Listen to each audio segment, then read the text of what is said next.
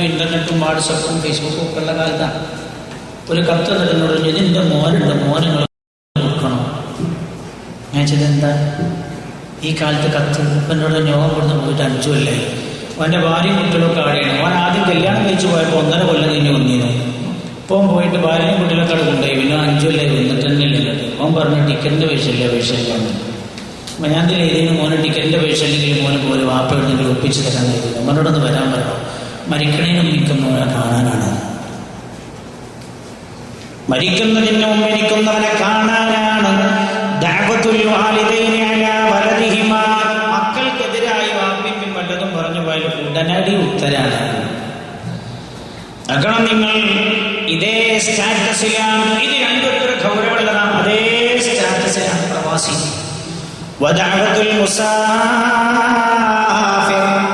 യാത്ര പോകുന്ന ആരുടെ പ്രാർത്ഥനയിൽ നിന്ന് നബിയുനാ റസൂലുള്ളാഹി ഒരാള് യാത്രക്ക് ഒരുങ്ങുന്ന സമയത്ത് ചെയ്യുന്ന ദുആക്ക് ഉത്തരം ഉണ്ടാവും അല്ലേ? നിങ്ങളൊക്കെ ഈ 2ാമത് വരുമ്പോൾ ദുആ ചെയ്യുന്നു. വീട്ടിൽ നിന്നിറങ്ങുമ്പോൾ അങ്ങനെ ഉണ്ടത്. ആദ്യത്തിന് ഭയങ്കര പേടിയാണ്. ആ 2 റക്അത്ത് സുന്നത്തുകാർക്ക് കൃത്യമായി നിസ്കരിച്ച് പഠിച്ചോനെ എന്താവും, പ്രൊഫൈൽ എങ്ങനത്തോനാവും, പഠിച്ചോനെ ഇക്കാമ കിട്ടുമെന്ന് അറിയില്ല, ജോലി എന്താവും, അത് ഭയങ്കര ബേജാറാവില്ല. 2ാമത് പിന്നെ വന്നവർ മനസ്സിലായി എനിക്ക് ബേക്കറിയില്ല ജോലി കഴിഞ്ഞു. അത് വയനാറിലൊക്കെ എനിക്കുള്ള വിദ്യാഭ്യാസത്തിനുള്ള ജോലിപ്പത് കിട്ടുമോ? വേണമെന്ന മുസാഫിന്റെ ഭയങ്കര ഉത്തരം. ഞാൻ പറയുന്നതാണ്, പ്രവാസിയാകാൻ തുടങ്ങുന്നത് തന്നെ നിങ്ങളുടെ ആ യാത്രയുടെ പ്രാരംഭം തന്നെ അള്ളാഹുവിന് വലിയ ഇഷ്ടമാണ് എന്നർത്ഥം. ഇഷ്ടമായത് കൊണ്ടാണല്ലോ അള്ളാഹു ഉത്തരം നൽകുന്നത്. മാത്രമല്ല ഉപജീവനത്തിന് വേണ്ടി പ്രവാസിയാകാം എന്ന് ഖുർആൻ. ഉപജീവനത്തിന് വേണ്ടി പ്രവാസിയാകാം. ഹബീബായ നബിയുനാ റസൂലുള്ളാഹി സല്ലല്ലാഹു അലൈഹി വസല്ലം തങ്ങൾ പ്രവാസിയായിട്ടുണ്ട്. കാരണം റസൂൽ ജനിച്ചത് എവിടെ? വഫാത്തായി കിടക്കുന്നത് എവിടെ? അതിനകത്ത് ആരെങ്കിലും പ്രവാസിയായിട്ട് മരിച്ചിട്ട് ഇവിടെ കിടക്കേണ്ടെന്ന് ബേജാറൊന്നും ചെയ്യണ്ട. ബേജാറാണ്. ആരെങ്കിലും പ്രവാസിയായിട്ട് മരിച്ചിട്ട് ഇവിടെ കിടക്കേണ്ടി വന്നു നോക്കാം. പക്ഷേ എന്റെ നാട്ടിലല്ലാതായി പോയാൽ ബേജാറാണ്. അല്ലാഹുവിന്റെ ഹബീബ് നബിയുനാ റസൂലുള്ളാഹി സല്ലല്ലാഹു അലൈഹി വസല്ലം തങ്ങൾ പ്രവാസിയായ പ്രവാചകനാണ്. റസൂലുള്ളാഹിന്റെ വലിയുപ്പ ഖലീലുല്ലാഹി ഇബ്രാഹിം അലൈഹിസ്സലാം പ്രവാസിയാണ്. ജനിച്ചത് ഇറാഖിലെ ബാബിലോണിലാണ്. വഫാത്തായി കിടക്കുന്നത് ഫലസ്തീനിൽ. ഇബ്രാഹിം നബി അലൈഹിസ്സലാം വലിയ സഞ്ചാരിയായിരുന്നു. റസൂലുള്ളാഹി പ്രവാസിയാവേണ്ടി വന്നത് വിശ്വാസം നിലനിർത്താൻ കഴിയാത്തത്. ഇന്നും പല ആളുകളും പ്രവാസികളായി കൊണ്ടിരിക്കുന്നുണ്ടല്ലേ? മറുപടി എന്തിനേറെ ഇസ്ലാമിക രാജ്യമായ രാജ്യത്തിന്റെ പേരൊന്നും പ്രശ്നമാണ്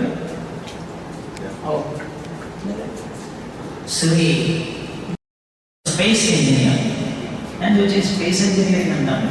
അപ്പൊ എന്നോട് നമ്മൾ പണി തന്നാലേ അപ്പം പിന്നെ കടലിലൊക്കെ ഹോട്ടൽ ഉണ്ടാക്കി കഴിഞ്ഞാൽ ഇനി ശൂന്യാകാശത്ത് ഹോട്ടൽ ഉണ്ടാക്കാനുള്ള ശ്രമത്തിലാണ് അപ്പോൾ. അപ്പൊ അവരുടെ സാധന സാമഗ്രികളൊക്കെ എന്ത് പിന്നെ കൊണ്ടുപോവുകയും അവിടെ ഏത് മെറ്റീരിയൽസാണ് ഉപയോഗിക്കേണ്ടത് ഇതിനെക്കുറിച്ചുള്ള പഠനം നടന്നുകൊണ്ടിരിക്കും. അപ്പൊ ഞാൻ ചോദിച്ചാൽ സംഭവിക്കുമെന്ന് വെച്ചു. എന്നോട് ഇത് സംഭവിച്ചുകൂടായൊന്നുമില്ല. ശൂന്യാകാശത്ത് ചിലപ്പോൾ ഹോട്ടലൊക്കെ ഉണ്ടാവാൻ സാധ്യത എന്തെങ്കിലും. ഞാൻ വിചാരിക്കുന്നത് അങ്ങനെ വിസ അനുവദിക്കപ്പെടുന്ന സമയം വന്നാൽ മലയാളിയായിട്ടുണ്ടായിരുന്നു അവിടെയാണ്.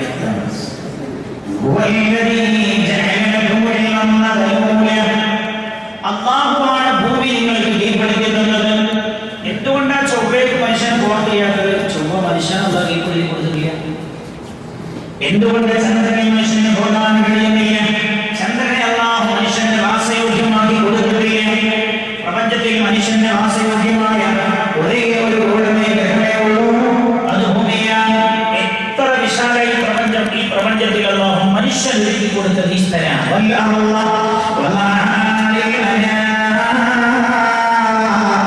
അല്ലാഹു ഭൂമി മനുഷ്യർക്ക് വേണ്ടിയാണ് സംവിധാനം ചെയ്തത്. മനുഷ്യന് സംവിധാനം ചെയ്തത് ഭൂമിയാണ് എന്ന് ഖുർആൻ.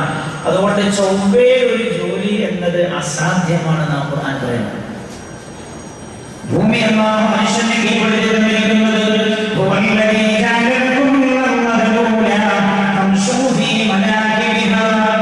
പ്രവാസികളെ കൊള്ളുന്നതാണ്. ഭൂമിയിലെ ഏത് ഭാഗത്തേക്ക് നിങ്ങൾക്ക് യാത്ര ചെയ്യാൻ പറ്റുമോ അങ്ങോട്ടൊക്കെ നിങ്ങളെ യാത്ര പോയിക്കൊള്ളൂ. പക്ഷേ ഏത് രാജ്യത്താണ് ഗുണച്ചാൽ രാജ്യത്തിന്റെ കടക്കാൻ അതൊരു മര്യാദപ്പെട്ടത്. കടക്കാൻ പെർമിഷൻ നിങ്ങൾ ഭൂമിയിലെ ഏത് നാട്ടിലേക്കും നിങ്ങൾ യാത്ര ചെയ്തോളൂ.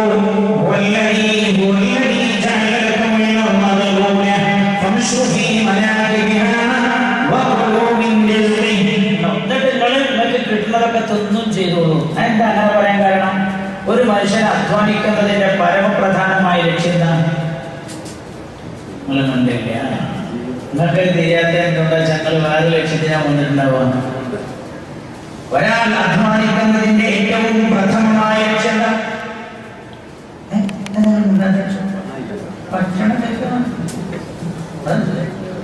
ഭക്ഷണത്തിനാണ് ഒരാൾ അധ്വാനിക്കുന്നത്. അതുകൊണ്ട് അള്ളാഹ് തരുന്നത് തിന്നും ചെയ്തോളൂ. നിങ്ങൾ യാത്ര പോയിക്കോളൂ, എന്നിട്ട് അള്ളാഹ് തരുന്നത് തിന്നോളി എന്നാണ് അതിന്റെ അർത്ഥം. നിങ്ങള് അതിൽ വേറൊരു സൂചന എന്താണ്? നമ്മൾ പോയ നാട്ടിലെ ഭക്ഷണം എന്താണോ അതറിയുന്നത്.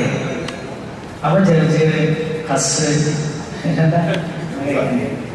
ഇവിടെ വന്നിട്ട് പിന്നെ എന്നെ മലപ്പുറം ഫുഡ് മറ്റ് അതെല്ലാന്നാണ് അതിന്റെ സൂചന കഴിയുന്നതാണ്.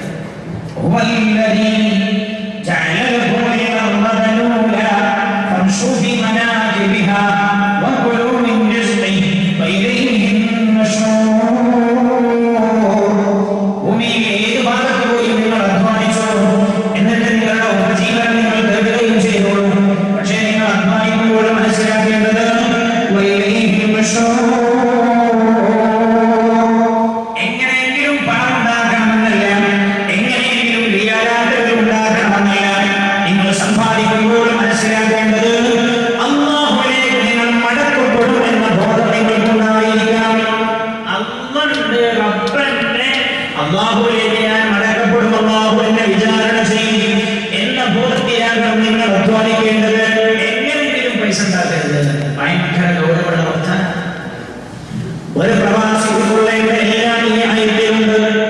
യാത്ര പോകുന്നതിനെ കുറിച്ചുണ്ട്. അധ്വാനിക്കേണ്ടത് എന്തിനാകണം ലക്ഷ്യമെന്ന് പറഞ്ഞിട്ടുണ്ട്. അധ്വാനിക്കേണ്ട രീതി ഇങ്ങനെയാകണം എന്ന് പറഞ്ഞിട്ടുണ്ട്. ഒരു ചാൻസ് ഇപ്പൊ ഒരു ചാൻസാന്ന് വിചാരിക്കണം മനുഷ്യന്മാരുണ്ട്. എന്താ കാരണം? പഴയ 10,000 കൊടുത്താൽ പുതിയ 8,000 വാങ്ങാം. ഹറാമാണ്. പഴയ 10,000 കൊടുത്തിട്ട് പുതിയ 8,000 ഹറാം. പലിശയാണത്. എന്തുകൊണ്ട്?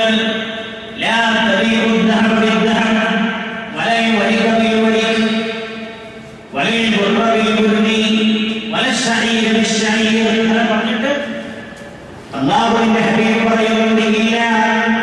നബി സല്ലല്ലാഹു അലൈഹി വസല്ലം പറയാം, സ്വർണ്ണത്തിനും വെള്ളിക്കും ഗോതമ്പിനും ബാർലിക്കും നിങ്ങൾ വിൽക്കരുത്.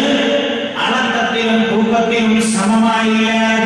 അളത്ത് കൊടുക്കണമെങ്കിൽ സമാനം, തൂക്കുന്നതാണ് തൂക്കത്തിൽ സമമാകണം, റൊക്കമാകണം എന്ന ഹബീബായ റസൂലുള്ളാഹി.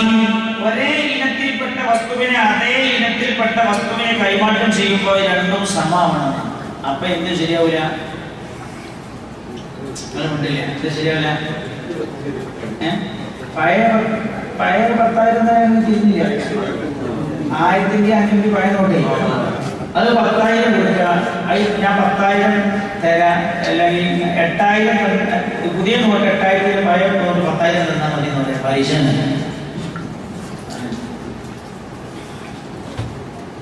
ശ്രദ്ധിക്കണം. എങ്ങനെങ്കിലും പൈസ ഉണ്ടാക്കുന്ന റബ്ബിലേക്ക് മടക്കപ്പെടും എന്ന വിചാരം നിങ്ങൾക്ക് വേണം. അപ്പൊ ഞാൻ പറഞ്ഞത്, യാത്ര ചെയ്യാൻ അല്ലാഹു പറഞ്ഞിട്ടുണ്ട് ഉപജീവനത്തിനായി. നിങ്ങളൊക്കെ വരുമ്പോ അങ്ങനെ തന്നെയാണ് വന്നത് എനിക്കറിയില്ല. അന്ന് പറഞ്ഞിട്ടുണ്ട് ഉപജീവനത്തിന് യാത്ര ചെയ്തു. ഹബീബായ നബിയനാ റസൂലുള്ളാഹി സ്വല്ലല്ലാഹു അലൈഹി വസല്ലം പറയാൻ സാഫിറൂ, നിങ്ങൾ യാത്ര പോയിക്കോളൂ. തഅലമൂ, എന്നാൽ നിങ്ങൾ മുതലാളിമാരാവാനായി യൂസുഫിന്റെ മതിയാവുന്നതല്ല. എല്ലാവരും യൂസുഫിന്റെ മതിയാവുക. അതെല്ലാം പറഞ്ഞത് തകനമുന ദീന. ഒരാൾക്ക് ആവശ്യങ്ങളൊക്കെ നടന്നു പോകുന്ന അവസ്ഥ ഉണ്ടാവും.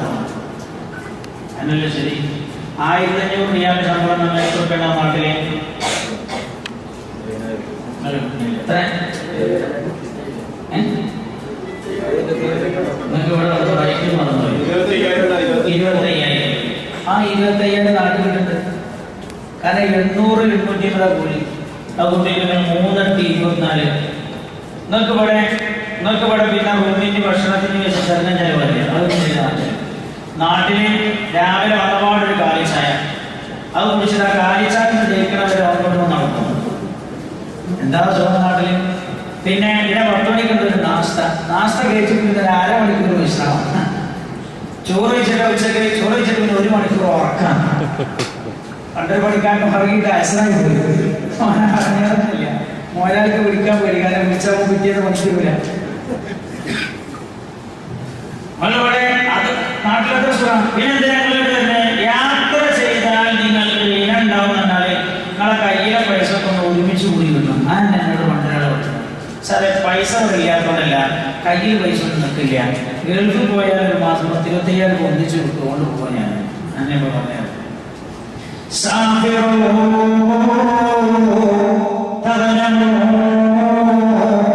യാത്ര ചെയ്തു നമ്മുടെ കേരളം ഇത്ര സാമ്പത്തികമായി പുരോഗമിച്ചതിന്റെ പിന്നിൽ നിങ്ങളുടെ വിയർപ്പാണ് എന്ന് പറയാതിരിക്കാൻ നിർവാഹമില്ല. ആരും നിഷേധിച്ചാൽ വിദേശപരമാണ്. വിദേശപരമായ രാജ്യത്തിന്റെ സമ്പന്നതയിൽ വലിയ മാറ്റമുണ്ടാകുമെന്നാണ് പറഞ്ഞതിന്റെ അർത്ഥം. അപ്പൊ ഞാൻ പറഞ്ഞത് പ്രവാസിയായ ഒരു കുടുംബത്തെ പുലർത്താൻ വേണ്ടി യാത്ര ചെയ്യുക എന്ന യാത്ര പോലും ഇബാദത്താണെന്ന് പഠിപ്പിച്ച പ്രവാചകനാണ് മുഹമ്മദ് മുസ്തഫ സല്ലല്ലാഹു അലൈഹി വസല്ലം. അങ്ങനെ നാട്ടിൽ വന്നിട്ട് അല്ലേ, നാട്ടിൽ വന്നാൽ പിന്നെ ആദ്യം തന്നെ ചെല്ലുന്നത് റൂമിലെ അത് വല്ലാത്തൊരു വരവാണ്. ഒരു ഒറ്റപ്പെട്ട അവസ്ഥയാണ്. എന്നോട് ഒരാൾ പറഞ്ഞു, ഒരാഴ്ച ഒന്നും കുഴപ്പമില്ല, ചോറും വെള്ളവും കഞ്ഞൊന്നും ഉഷാറായിട്ട് തരും. ആദ്യത്തെ 3 ദിവസം എന്താ സൽക്കാരം. പിന്നെ ജോലി അന്വേഷിക്കാൻ പോയി, ജോലിയൊന്നും ശരിയായില്ലെങ്കിൽ പിന്നെ ആദ്യത്തെ മാസമൊക്കെ ചിലപ്പോൾ ഭക്ഷണത്തിന് പൈസ ഗവൺമെന്റ് യേശുകാരുകൾക്ക് കൊടുക്കും. 2ാം മാസമായാലും പിന്നെ പറയും, പിന്നെ ഇവിടെ ഭക്ഷണം നിന്നാൽ ഉണ്ടാക്കിയിട്ടൊന്നും ഉണ്ടാക്കാൻ കഴിയില്ല, എന്തെങ്കിലും പണയൊക്കെ എടുക്കേണ്ടിയിരുന്നു പറയാൻ തുടങ്ങുമ്പോൾ. പിന്നെ 2 മാസം ജോലി ശരിയായില്ല. പിന്നെ ഇങ്ങനെ കുത്തുവാക്കുള്ള ആളുകളുടെ കുത്തുവാക്കുകൾ ഇത്ര പോയിട്ടും ജോലി ശരിയാകുന്നില്ല. രാവിലെ നിങ്ങളുടെ കമ്പനികളിൽ ജോലി അന്വേഷിക്കാൻ പോകുന്നത് ഒരാളെടുത്തൊരു ജോലി ഉണ്ടോ എന്ന് അന്വേഷിക്കാൻ ഇറങ്ങിപ്പോട് യുദ്ധത്തിന് പോണ പോലെയാണ്. ഞാൻ എന്റെ ഒന്നും പറയുന്നില്ല. പ്രവാസിയും പ്രവാചകനുമെന്നാണ് നമ്മുടെ വിഷയം.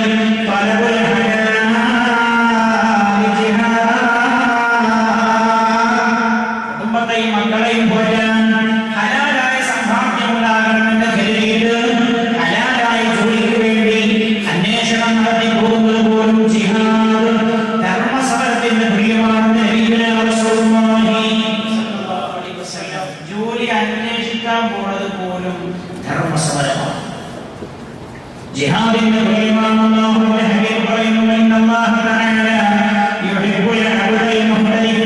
കൈത്തൊഴിൽ ചെയ്യുന്ന അടിമയോട് അള്ളാഹ് ഭയങ്കര ഇഷ്ടമാണ്.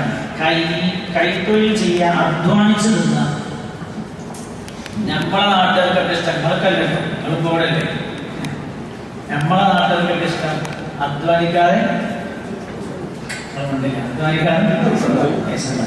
എന്നോട് ഇപ്പൊ വന്ന കൂട്ടത്തിൽ തന്നെ ഞങ്ങൾക്കൊരു കാര്യം വേണ്ടിട്ട് ഇനിയിപ്പോ നമ്മളെ കൂട്ടത്തിലായ വാട്സപ്പിലൊക്കെ എത്തിയ ബുദ്ധിമുട്ടാണ്. എന്താ പ്രശ്നം? ഇപ്പോഴുള്ള ഒരാളിനോട് പറഞ്ഞു, സാറേ കാരണം എടുത്ത് ഞാൻ ആകെ ദ്വാരിക്കുന്നത് ഇപ്പോഴത്തെ ഇന്ത്യന്റെ പ്രധാനമന്ത്രി നേരം കിട്ടിയ മതി. അപ്പൊ എന്താ പ്രശ്നം എന്ന് വെച്ചപ്പോ എന്നോട് ഞാൻ എന്നെ പോലുള്ള പൈസക്കാരൊക്കെ കുടുങ്ങുന്ന എനിക്ക് തോന്നുന്നു. മുമ്പേ പ്രശ്നമല്ല, വേറെ പ്രശ്നമില്ല. എന്താ ഞാൻ ചോദിച്ചാൽ ജോലി എന്നോട് ഞാൻ രാവിലെ ഇറങ്ങും. 4 2 ലക്ഷം 3 ലക്ഷം കിട്ടും. എന്താ പണി? Real estate. അപ്പം ഒന്ന് മറിച്ചതിനെ പിന്നെ മറിക്കുവാന് പിന്നെ ഇങ്ങോട്ട് മറിക്കുവാണ്. എന്നാ അങ്ങനെ കിട്ടുന്ന പൈസക്കാളും നല്ല പൈസ അധ്വാനിച്ച് കിട്ടുന്ന പൈസ. ഞാൻ മനസ്സിലാക്കുന്നത് നിങ്ങളുടെ സദസ്സിൽ കടലിൽ പോകുന്ന ആളുകളുണ്ടാവാൻ സാധ്യതയുണ്ട് എന്നാണ് ഞാൻ വിചാരിക്കണം. നിങ്ങളെ കയ്യിൽ കിട്ടുന്ന പൈസ നല്ല പൈസ. എന്തുകൊണ്ട് അള്ളാഹുവിന്റെ ഔദാര്യം തേടി നിങ്ങൾ പോയിക്കോളൂ എന്ന് ഖുർആൻ പറയുന്നുണ്ട്. അള്ളാഹ് നേരെ തരുന്ന ഔദാര്യമുണ്ട്. അള്ളാഹു നേരെ തരുന്ന ഔദാര്യമാണ് കടലിലെ മത്സ്യം. അള്ളാഹുവിന്റെ ഭയങ്കര ഔദാര്യം. ആ ഔദാര്യങ്ങൾ എടുത്തോളൂ എന്ന് അള്ളാഹു പറഞ്ഞിട്ട് ഒരുപാട് ഔദാര്യങ്ങൾ. ഏറ്റവും പ്രധാനമായ ഒരു ഔദാര്യം, കടയിൽ പോയി നിങ്ങൾ അധ്വാനിച്ച് നിങ്ങൾക്ക് കിട്ടുന്ന 500 റിയാലിൽ അല്ലാതെ കിട്ടുന്ന അല്ലെങ്കിൽ വെറുതെ നിന്നിട്ട് കിട്ടുന്ന 5000 നല്ലത് 500. രാവിലെ ഒരാൾ കൈക്കോട്ടെടുത്ത് പോയിട്ട് അധ്വാനിച്ച് വിയർപ്പ് ഒഴിക്കിട്ട് കിട്ടുന്ന 750 രൂപയാണ് അയാൾക്ക് അങ്ങോട്ടും ഇങ്ങോട്ടും അങ്ങാടി നടന്നിട്ട് കിട്ടുന്ന 25,000 നല്ലത്. ഹബീബായ നബിയുനാ റസൂലുള്ളാഹി സ്വല്ലല്ലാഹു അലൈഹി വസല്ലം പറയാണ്, ഇന്നല്ലാഹു തആല യുഹിബ്ബുൽ അബ്ദൽ മുഹ്തദിൻ. കൈത്തൊഴിൽ ചെയ്യുന്ന അടിമയോട് അല്ലാഹു ഭയങ്കര ഇഷ്ടമാണ്. ഏതൊക്കെയാണ് കൈത്തൊഴിൽ? അതിലേതാണെങ്കിലും ശരി. ഹബീബായ നബിയുനാ മുഹമ്മദ് മുസ്തഫ സ്വല്ലല്ലാഹു അലൈഹി വസല്ലം ഞാൻ എന്റെ മൊബൈൽ ഓഫായി. ഹബീബായ നബിയുനാ മുഹമ്മദ് മുസ്തഫ ഹബീബായ നബിയുനാ റസൂലുള്ളാഹി സ്വല്ലല്ലാഹു അലൈഹി വസല്ലം പറയുന്ന കാന നൂഹ് അലൈഹിസ്സലാം നജ്ജാറ. നൂഹ് നബി ആശരി, നൂഹ് നബി ആശരി പണി നല്ല കാന നൂഹ് അലൈഹിസ്സലാം നജ്ജാറ. നമ്മുടെ നാട്ടിലെ നമ്മളായി വേറെ ചില പ്രത്യേക ആളുകളിൽ റിസർവ് ചെയ്ത് കൊടുത്താൽ അങ്ങനൊന്നും ഇല്ല. അപ്പൊ നമ്മുടെ നാട്ടിലുള്ള ചില മത സംസ്കാരങ്ങളിൽ നിന്ന് നമ്മളിലേക്ക് വന്നതാണ്.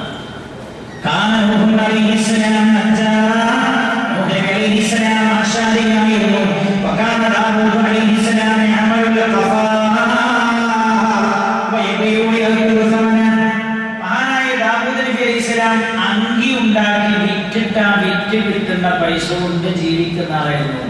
ഇരുമ്പ് കൊണ്ടാണ് അങ്കി ഉണ്ടാക്കുക. ഇരുമ്പുമൽ പണിയെടുക്കുന്ന ആൾക്കാണ് നമ്മൾ എന്ത് പറയാ, പല്ലെന്ന് പറയുന്നത്. അപ്പൊ ദാവൂദ് നബി അലൈഹിസ്സലാം പല്ലം പണിയെടുത്തിരുന്ന ആളായിരുന്നു. ഒരു പ്രവാചകനെ കുറിച്ചാണ്. ആശാരിപ്പണിയും പല്ലപ്പണിയും വരെ ഭയങ്കര ഇഷ്ടമാണ് കൈത്തൊഴിൽ ചെയ്യുക. മഹാനായ പ്രവാസിയുടെ ഉറക്കനെ കുറിച്ച് റസൂൽ പറഞ്ഞാൽ നിങ്ങൾ ഉറങ്ങാൻ ഉറക്കില്ലേ, ഭയങ്കര നിങ്ങൾ ക്ഷീണിച്ച അവശരായി ഒന്ന് ഉറങ്ങുന്ന ഉറങ്ങില്ലേ. ഞാൻ ദമാമിൽ വെച്ചൊരാളെ ഞാൻ കണ്ടു നോക്കാം. 10 ഞാനും എന്റെ മക്കളും തിന്നണമെന്ന് വിചാരിച്ചിട്ടാണ് ഓനാ കഠിനാധ്വാനം ചെയ്തിട്ട് ക്ഷീണിച്ചുറങ്ങണത്. അങ്ങനെ ഉറങ്ങണ പ്രവാസിയോട് പോലും അള്ളാഹ്ക്ക് ഭയങ്കര ഇഷ്ടമാണ്. ഞാൻ പിന്നെ നിങ്ങളോട് പറയട്ടെ, നിങ്ങളുടെ ഉറക്കന്റെ പോലും കഥ ഏതാണെങ്കിൽ, നിങ്ങളുടെ ഉറക്കന്റെ പോലും അവസ്ഥ ഏതാണെങ്കിൽ ഞാൻ ആലോചിക്കാണ്. പ്രവാസിയും പ്രവാചകനും നിങ്ങളെ തെരഞ്ഞെടുപ്പൊക്കെ കഴിഞ്ഞല്ലോ, കമ്പനിയൊക്കെ വന്ന് ആരാ ആന്റിയൊക്കെ നിങ്ങൾക്ക് വേണം പോകല്ലോ. റസൂലുള്ളാഹിനെ കേൾക്കാതിരുന്നില്ല നിങ്ങൾ സ്വല്ലല്ലാഹു അലൈഹി വസല്ലം. നമ്മുടെ നാട്ടിൽ നിന്ന് നിങ്ങൾ വേദ കേൾക്കുന്നതിന്റെ 10 ഇരട്ടിയോ 100 ഇരട്ടിയോ പ്രതിഫലം ലഭിക്കും നിങ്ങൾക്ക് ഇവിടെ. എന്തുകൊണ്ട് ഒന്ന് ക്ഷീണിച്ച് കിടന്നാൽ മതി എന്ന് വിചാരിക്കുന്ന സമയമാണ്. അപ്പോഴാണ് നിങ്ങൾ റസൂലുള്ളാഹിനെ കേൾക്കാൻ ഇവിടെ ഇരിക്കുന്നത്. സ്വല്ലല്ലാഹു അലൈഹി വസല്ലം മഹാനായ നബിയുനാ മുഹമ്മദ് മുസ്തഫ. രാവിലെ ഒരുങ്ങിപ്പോണൊരു പോക്കില്ലേ ജോലിക്ക് അല്ലേ, രാവിലെ നീച്ചിട്ട് തട്ടിപ്പടഞ്ഞ് നീച്ചിട്ട് സൗദിയിലായാലും നിസ്കാര സമയത്ത് നടക്കുമെന്നാണ് വിചാരിക്കുന്നല്ലേ. എന്നോട് ഞാൻ ഒരാൾ വിളിച്ചു, എന്നെ വാങ്ങുന്ന സമയത്ത് അവർക്ക് കൃത്യമായിട്ട് അറിയാം. എന്നോട് ഞാൻ 3:18, 3:16, 3:20 എന്നൊക്കെ പറഞ്ഞു. അപ്പൊ എന്താ, മൂപ്പർക്ക് നിസ്കാരത്തിലുള്ള താല്പര്യം കൊണ്ട് അറിഞ്ഞതല്ല, അപ്പോഴാണ് കട കൊടുത്തത്. അപ്പോഴാണ് കടയടക്കുന്നത്.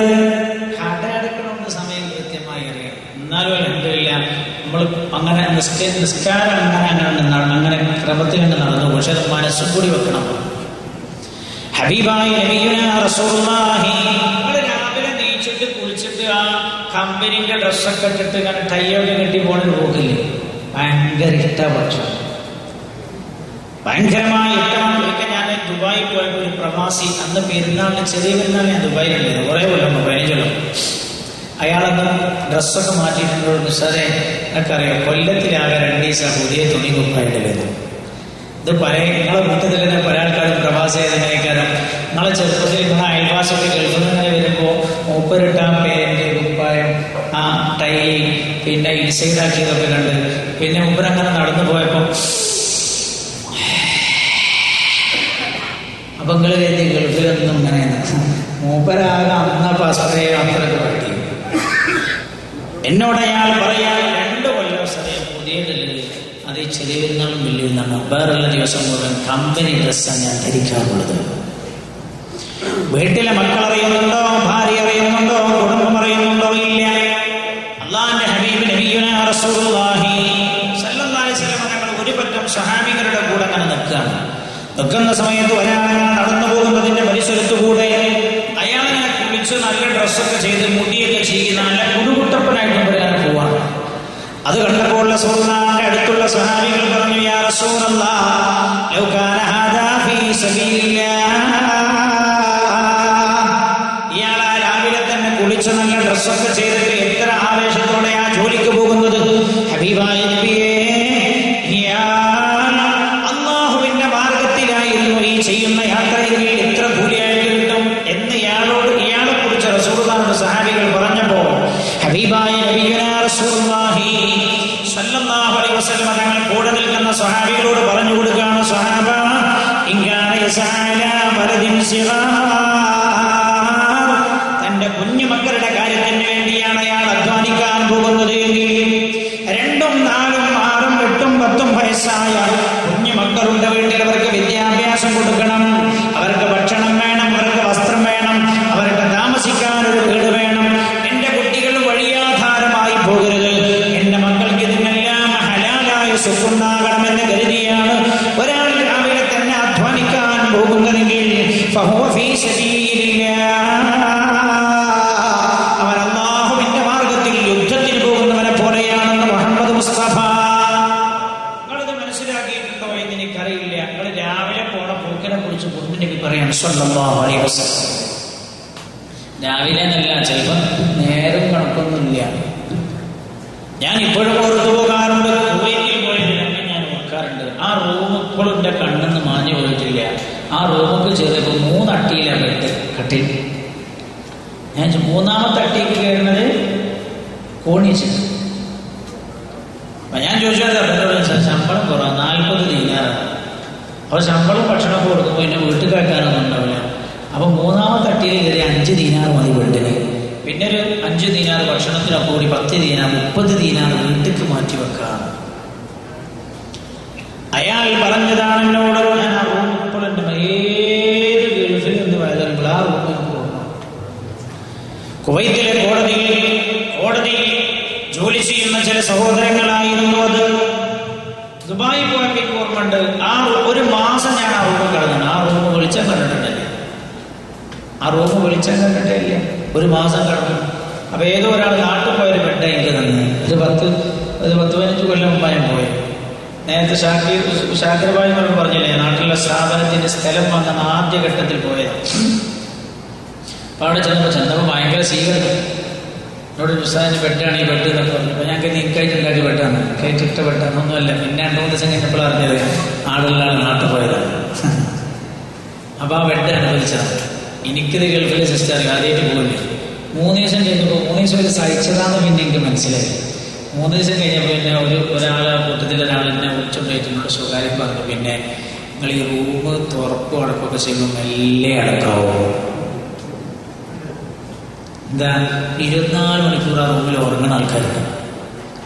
ടാക്സി ഡ്രൈവർമാരും പല കമ്പനി ഡ്രൈവറും പല സമയം. അപ്പൊ ആ റൂമിൽ ഉറങ്ങാത്തൊരു സമയം ഉണ്ടല്ലോ, ചിലർക്ക് ഈ കിറുന്നുള്ള ഒച്ച കേട്ടതിന് ഉറക്കില്ല. അവൻ പറഞ്ഞു, നിങ്ങൾ റൂം മെല്ലെ തുറക്കാവും. എന്നോട് റൂമിൽ നിങ്ങൾ ലേറ്റ് കരുതരുതെന്ന് പറഞ്ഞു. 1 മാസം ലേറ്റ് കണ്ടിട്ടില്ല. അങ്ങനെ ജീവിതം മുഴുവൻ ലേറ്റ് കാണാതെ ഉറങ്ങുന്ന മനുഷ്യന്മാർ. നിങ്ങളോട് എല്ലാം നഷ്ടപ്പെട്ടു വന്നില്ല. നിങ്ങളുടെ ലക്ഷ്യം നന്നായാൽ ജിഹാദാണത് എന്ന് പുണ്യനബി സല്ലല്ലാഹു അലൈഹി വസല്ലം. വൈകാന യസ്അല അബഗൈരി ശൈഖൈനി കബീറൈ. പ്രായമുള്ള വാപ്പാക്കും മാക്കും ചികിത്സക്കെമ്പാടും പൈസ വേണം. നാട്ടിൽ നിന്ന് ഒപ്പിച്ചെടുക്കാൻ കഴിയുന്നില്ല. അതുകൊണ്ട് വന്നതാണ് ഞാൻ. ഉപ്പാക്ക് മരുന്ന് വാങ്ങാൻ മാസത്തിൽ 10,000 വേണം, ഉമ്മാക്ക് 5,000 വേണം. ഞാൻ അധ്വാനിക്കുന്നതിന്റെ 15,000 മരുന്നിന് ചെലവഴിക്കുകയാണ്. അതും ധർമ്മസമരം യുദ്ധത്തോട് സമമാണെന്ന് മുഹമ്മദ് മുസ്തഫ സല്ലല്ലാഹു അലൈഹി വസല്ലം അല്ലാഹുവിന്റെ ഹബീബ് വീണ്ടും പറയുകയാണ്, വഇൻകാന യസഅല നഫ്സി. സ്വന്തം ശരീരത്തിന് വേണ്ടി ഒരാൾ അധ്വാനിക്കുന്നത്. എന്തിനാ? യാചിച്ച് ജീവിക്കരുതെന്ന് കരുതിയിട്ടാണ്. എന്നാൽ പോലും ജിഹാദാണെന്ന് മുഹമ്മദുർ റസൂലുള്ളാഹി സ്വല്ലല്ലാഹു അലൈഹി വസല്ലം. യാത്ര ജോലിയൊക്കെ അങ്ങനെയാണ്. ഏത് ജോലിയാണെങ്കിലും ഹൈറാണ്. ഹലാലായ ജോലിയാണെങ്കിലും ഹൈറാണ്. ഈ കച്ചവടമാണെങ്കിലോ അത് ഹൈറാണ്. ഹബീബായ റസൂലുള്ളാഹി കച്ചവടക്കാരനവരോട് നിങ്ങളൊക്കെ കച്ചവടക്കാരൻ. അല്ലാഹുവിന്റെ ഹബീബ് പറയാണ് സല്ലല്ലാഹു അലൈഹി വസല്ലം, അത്താജിറു സ്വദൂഖുൽ അമീൻ മഅശ്ശുഹദാഇ യൗമൽ ഖിയാമ. നിർമ്മല സത്യം പറയുന്ന കച്ചവടക്കാരൻ ശുഹദാക്കളുടെ കൂടെയാണ്. അല്ലാഹുവിന്റെ മാർഗത്തിൽ ഷഹീദായവരോട് കൂടെയാണ്. നിർമ്മല സത്യം പറയുന്ന കച്ചവടക്കാരൻ എന്താണ്? അതിനർത്ഥം യാതൊരു കള്ളത്തരമില്ലാത്ത കച്ചവടം ചെയ്യുന്ന കച്ചവടക്കാരാണെങ്കിൽ അവർ ധർമ്മസമരം ചെയ്ത് ഷഹീദായ ആൾക്കാരുടെ കൂടെയാണ്. ഹബീബായി മുഹമ്മദ് മുസ്തഫ ഗൾഫിൽ ചെയ്യാൻ പറ്റുന്ന ഏറ്റവും നല്ല കച്ചവടം തന്നെ മൗണ്ട് ഹരീജ്. ഏതാ നല്ല കച്ചവടം? നിങ്ങളൊന്നുമില്ലാത്ത ആട് കച്ചവടം. ആട് കച്ചവടം ഇവിടെ ഉള്ളേരിയാണ് അല്ലേ? കാലിക്കച്ചവടം. ഗൾഫിൽ ചെയ്യാൻ പറ്റുന്ന ഏറ്റവും നല്ല കച്ചവടം ഏതാണ്? നബിയുടെ ഹദീസുണ്ട്. മൻ യജ്ലിബു തആമ ഇലാ ബലദിൻ മിൻ ബിലാദിൽ മൻ യജ്ലിബു തആമ ഇലാ ബലദിൻ മിൻ ബിലാദിൽ മുസ്ലിമീൻ. ഒരാൾ മുസ്ലിങ്ങൾ അധിവസിക്കുന്ന ഒരു പ്രദേശത്തേക്ക് വേറെ നാട്ടിൽ നിന്ന് ഭക്ഷണ സാധനങ്ങൾ കൊണ്ടുവരിക. ഗൾഫ് രാജ്യങ്ങൾ നടത്താം. ഗൾഫ് രാജ്യങ്ങളിലേക്ക് ഒരാൾ മറ്റു നാടുകളിൽ നിന്ന് ഭക്ഷണം എക്സ്പോർട്ട് ചെയ്യുക, ഭക്ഷണ സാധനങ്ങൾ എക്സ്പോർട്ട് ചെയ്യുക, എന്നിട്ട് ഭക്ഷണ സാധനങ്ങളുടെ കച്ചവടം ചെയ്യാം. അതിനാണ് നമ്മൾ എന്ത് പറയും? Super, hyper. നിങ്ങളവിടെ വേറെ പേരില്ല, ചെറിയ ബഖാല. നിങ്ങൾക്ക് ബഖാല നിങ്ങെന്താ പറയുക? സ്റ്റുഡിയോ. നമ്മളെ കൊക്ക് എടുക്കണം. ഭക്ഷണ സാധനങ്ങൾ കൊണ്ടുവരാൻ അത് കച്ചവടം ചെയ്യാം. അല്ലാഹുവിന്റെ ഹബീബ് പറയും എങ്ങനെ കച്ചവടം? അന്നത്തെ മാർക്കറ്റ് വിലക്ക് വെക്കണം. ശ്രദ്ധിക്കണേ, അന്നത്തെ മാർക്കറ്റ് വിലക്ക് വെക്കണം. നിങ്ങൾ തലേന്ന് വാങ്ങുന്ന സമയത്ത് 10 രൂപയാണ്, പിറ്റേന്ന് മാർക്കറ്റ് വില കുറഞ്ഞിട്ട് 9 രൂപ. അതാ 9 രൂപ വെക്കണം. അള്ളാഹുവിന്റെ വജഹ് കാണിച്ചുകൊണ്ട് ഓരോ ദിവസത്തെ അന്നത്തെ മാർക്കറ്റ് വിലക്ക് വെക്കുകയും ചെയ്താൽ ഫലഹോ അജ്റു ഷഹീദ്, അവനാ ചെയ്യുന്ന പണിക്ക് അവന്റെ രക്തസാക്ഷിയുടെ പ്രതിഫലമുണ്ട് എന്ന് മുഹമ്മദ് മുസ്തഫ. പ്രവാസിന് ഏത് വിഷയം തൊട്ട് റസൂലുള്ള പറഞ്ഞിട്ടുണ്ടോ അതിന് മുഴുവൻ റസൂലുള്ള ഷഹാദത്തിന്റെ കൂലിയാവുന്നു. അപ്പൊ നിങ്ങൾ വലിയ സൗഭാഗ്യവാന്മാരാണ്. ഇത് കേട്ടാൽ ചിലപ്പോൾ നിങ്ങൾക്ക് തോന്നും ഞാനിക്കൊല്ലം പോണം തിരിഞ്ഞു നാട്ടിക്ക്. മറ്റേ ആ വാങ്ങിയ ആളുടെ ഇവിടുന്ന് നിങ്ങൾ ആദരിച്ചതാണല്ലോ യാത്ര മാലിക്ക് നിഷാദ്. നിഷാദ് മാലിക്ക് ചിലപ്പോൾ തോന്നാൻ നീ തിരിച്ചു കൊടുത്ത് നമ്മളെ പോണ്ടെന്ന് തീരുമാനിക്കാൻ പറഞ്ഞു. ഭയങ്കരമായ പ്രതിഫലമാണ് പ്രവാസിക്ക്. ശ്രദ്ധിച്ചാൽ മതി. എത്രത്തോളം കാര്യങ്ങളെ ഞാൻ അവസാനിപ്പിച്ചോട്ടെ. നിങ്ങൾ പ്രവാസി ജീവിതം മരിച്ചു നിൽക്കുകയാണ്. എന്നാൽ നിങ്ങളുടെ പ്രതിഫലം എന്താണ്? ഒരാൾ പ്രവാസിയായിട്ട് മരിച്ചാൽ അവൻ ഷഹീദാണ്. ഹബീബായ നബിയുനാ മുഹമ്മദ് മുസ്തഫ സല്ലല്ലാഹു അലൈഹി വസല്ലം അങ്ങനെ ദ്വാരക്കണമെന്നില്ല, അങ്ങനെ ആയാലുള്ള പ്രതിഫലം പറഞ്ഞു. ഒരിക്കൽ ഞാനൊരു ഹജ്ജ് ക്ലാസ്സിൽ കൊണ്ടുവന്നു. ഹജ്ജ് ക്ലാസ് വൈകുന്നേരം കഴിഞ്ഞ് നല്ല ദ്വാരൊക്കെ കഴിഞ്ഞപ്പോൾ ക്ലാസ് കഴിഞ്ഞപ്പോൾ ഒരാളെടുത്ത് വന്നിട്ട് സാറേ ക്ലാസ് നല്ല ഇഷ്ടപ്പെട്ട് ദ്വാരൊക്കെ കേട്ടപ്പോൾ ഞാൻ കരഞ്ഞു പോയി. ഞാൻ എല്ലാത്തിനും ആമീൻ പറഞ്ഞു. ഒന്നിനും ഞാൻ ആമീൻ പറഞ്ഞിട്ട് കേട്ടോ. ഞാൻ ചോദിച്ചാൽ എന്താ എന്നോട് നിങ്ങൾ പറഞ്ഞല്ലോ മക്കത്തോ മദീനത്തോ വെച്ച് ദ്വാര മരിക്കാൻ തൗഫീഖ് ചെയ്യണേ അല്ലാന്ന്. ഇനി ഞാൻ ആമീൻ പറഞ്ഞിട്ടില്ല.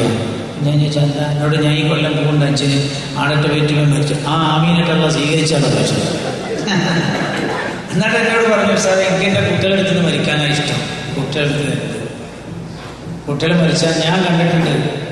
എന്നോട് ഒരു വാപ്പ വന്നിട്ട് പറഞ്ഞു അയാളുടെ കുടുംബത്തിലുണ്ടായ അനുഭവം കൊണ്ട് സാറേ മരണം എന്തായാലും എന്താണെന്ന് വെച്ചാൽ നിങ്ങൾ ദ്വാരക്കേണ്ടത് എന്നെ വൈകുന്നേരമോ രാത്രിയോ മരിപ്പിക്കാതിരിക്കാൻ ദ്വാരക്കണം.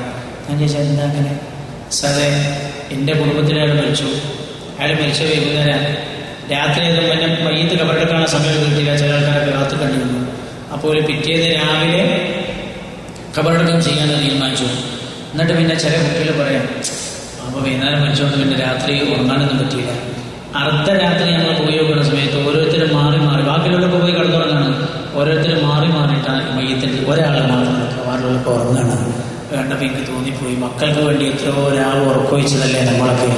നമ്മൾ മരിച്ചിട്ടൊരു രാവ് ഉറക്കൊഴിച്ചിട്ട് നമ്മളടുത്ത് നിൽക്കാൻ പോലും അവർക്ക് മടിയുള്ള കാലാണ്. അതുകൊണ്ട് നിങ്ങൾ രാത്രിയോ വൈകുന്നേരം എന്നെ മരിപ്പിക്കരുത്, നിങ്ങൾ ദ്വായലൊക്കെ ഉൾപ്പെടുത്താട്ടോ ഉള്ള ഞാൻ ദ്വായ കൊണ്ട് വസീയത്ത് ചെയ്യാം. ജീവിതത്തിൽ മനുഷ്യനോടൊന്ന് പറഞ്ഞാൽ ഞാൻ പറയുന്നത്, പ്രവാസിയായി നിങ്ങൾക്ക് മരിക്കാൻ കഴിഞ്ഞോ അതിന് ഷഹാദത്തിന്റെ കൂലി അല്ലാഹുവിന്റെ ഹബീബല്ലേ നമ്മളെ സമാധാനിപ്പിച്ചത്. പുണ്യനബി സല്ലല്ലാഹു അലൈഹി വസല്ലം ഒരിക്കൽ സ്വഹാബികളോട് ചോദിച്ചു, സ്വഹാബ മാ തഅബ്ദൂന ഷഹീദ ഫീകും, ആരാണ് രക്തസാക്ഷി എന്ന് ചോദിച്ചു റസൂലുള്ളാഹി സ്വഹാബത്തിനോട്. രക്തസാക്ഷികൾ ആരാണ്? അപ്പോൾ അവർ പറഞ്ഞു, നബി മൻ ഖുതില ഫീ സബീലില്ലാഹ്, അല്ലാഹുവിന്റെ മാർഗ്ഗത്തിൽ പരിശുദ്ധ ദീനിന്റെ ഉയർച്ചയ്ക്ക് വേണ്ടി യുദ്ധം ചെയ്ത് മരിച്ചവനാണ് ഷഹീദ്. അപ്പോൾ റസൂൽ പറഞ്ഞു, ഇദല്ല ശുഹദാ ഉമ്മത്തി, ഇദൻ ശുഹദാ ഉമ്മത്തി ലഖലീൽ, അങ്ങനെയെങ്കിൽ എന്റെ സമുദായത്തിലെ ശുഹദാക്കൾ വളരെ കുറച്ചല്ലുണ്ടാവോ സഹാബ? അല്ല. അല്ലാഹുവിന്റെ ഹബീബ് പറഞ്ഞു, അൽ മബ്തൂൻ ഷഹീദുൻ, വയറ് സംബന്ധമായ രോഗം വന്ന് മരിച്ചവൻ ഷഹീദാൻ. അപ്പൊ വയറിന് ക്യാൻസറൊക്കെ വന്നു, മുഴക്ക് വന്ന് മരിച്ചവൻ ഷഹീദാണ്, ഉഖ്റവിയായ കൂടിയാണ്. നിങ്ങൾ ദുനിയാവെന്ന് പറഞ്ഞാൽ മുമ്പിന് സുഖിക്കാവുന്ന സ്ഥലമൊന്നുമല്ല. ഞാൻ ഖത്തറിൽ പോയത് 2 ആഴ്ച മുമ്പ്. അപ്പോൾ ഒരാളിൻ്റെ അടുത്ത് വന്നു, ഞാൻ കുറേ കാലം വരെ കണ്ടു, ഒരാളുടെ അടുത്ത് വന്ന് ഇങ്ങനെ ഇരുന്നിട്ട്, അപ്പം ഞാൻ അന്ന് കാണുന്ന നായക്ക് ഹാർട്ടിന് ചെറിയൊരു പ്രശ്നമുണ്ട്. ഞാൻ ചോദിച്ചു, ഹാർട്ടിൻ്റെ ആ പ്രശ്നം എന്നോട് ചോദിച്ചാൽ 2 വട്ടം എനിക്ക് ബൈപ്പാസ് ചെയ്ത് നിങ്ങൾക്ക് വലിയ വിവരമുണ്ടോ എന്ന് ചോദിച്ചാൽ, നിങ്ങൾ നമ്മളെ കാര്യം ഒന്ന് അന്വേഷിക്കില്ല. ഞാൻ പറഞ്ഞു, ഞാൻ അന്വേഷിക്കില്ല, നമ്മളെ കണ്ടിട്ടില്ലല്ലോ അന്വേഷണം. എന്നിട്ട് ഞാൻ ചോദിച്ചു, എന്തെങ്കിലൊക്കെ ഒരു ചെറിയൊക്കെ. അപ്പം എന്നോട് എപ്പോഴും ടെൻഷനാണ്. ഞാൻ എന്തിനാണ് ടെൻഷൻ? അല്ല സാറേ, നമ്മൾ ഈ 5 വക്ത് നിസ്കരിച്ചിട്ടും 5 നിസ്കരിച്ചിട്ടും വേണ്ടതൊക്കെ അല്ല ഞമ്മക്ക് കഴിയാതെ അസുഖത്തെ. എന്നോട് 24 മണിക്കൂറും അത്